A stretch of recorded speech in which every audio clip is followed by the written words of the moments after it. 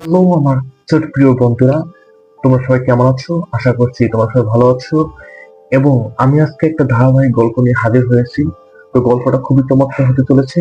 তোমরা যারা এখনো সাবস্ক্রাইব করোনি, সুন্দর করে সাবস্ক্রাইব করে দাও এবং তোমরা তোমাদের আরো যারা বন্ধুরা রয়েছে তাদের সাথে শেয়ার করতে সুন্দর করে শেয়ার বাটনে ক্লিক করে তাদের কাছে পৌঁছে দাও এবং একটা লাইক দিয়ে দাও, কারণ তোমাদের লাইক আমাকে পরবর্তী গল্প তৈরি করতে উৎসাহ যোগায়। তো সুন্দর করে কথা না বাড়িয়ে আমরা গল্প ফিরে আসি। আমি বিশ্বনাথ সাহা, বয়স 25 বছর। আমি পিতৃমাতৃহীন, কিন্তু আমার জন্মদাতা বাবা মা আছে। আজ থেকে 3 বছর আগে আমাকে মা বাবা ত্যায্যপুত্র করে, কারণ আমি একটা মুসলিম মেয়েকে ভালোবেসে বিয়ে করি বলে। বাবা মা ও আমার বউয়ের বাড়ির তাড়নায় আমি বাড়ি ছাড়া হতে বাধ্য হই। অনেক কষ্টের মধ্যে আমরা সুখী ছিলাম। কোনো চাকরি ছিল না, তাই একটা ব্যবসা শুরু করেছিলাম। 1 বছরের মধ্যে আমার ভালোবাসার মানুষটি মা হতে চলেছিল। টাকা পয়সার অভাবে ওকে হাসপাতালে ভর্তি করি, কিন্তু শেষ রক্ষা হয়নি। না রইল আমার ভালোবাসা, না রইল আমার সন্তান। আমি নিঃস্ব হয়ে গেলাম। গত 2 বছরে আমার সব শেষ, কিন্তু আমি আমার মায়ের সেই অত্যাচারে একবার কোথাও ভুলিনি। মাই জোর করে বাবাকে দিয়ে আমাকে ত্যায্যপুত্র করেছিল।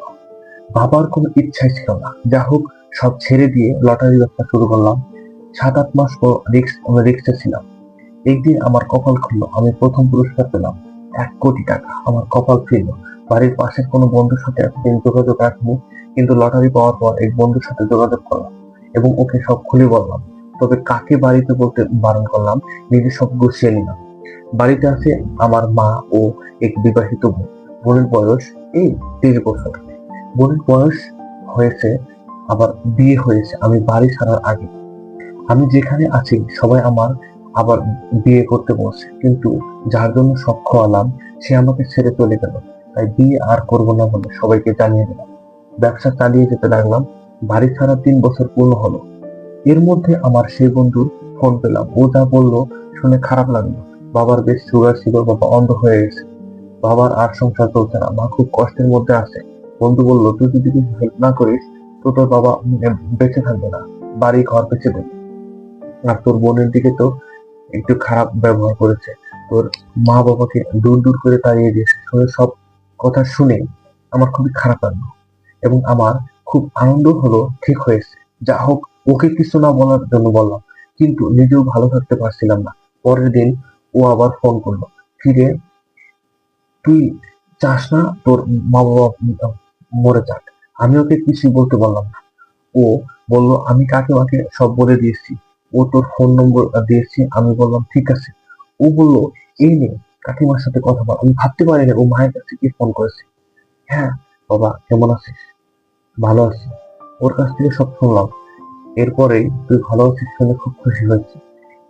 এখানে বলে নেই, আমার বাবার নাম হলো বিশ্বজিৎ সাহা ও মায়ের নাম হলো লীনা সাহা।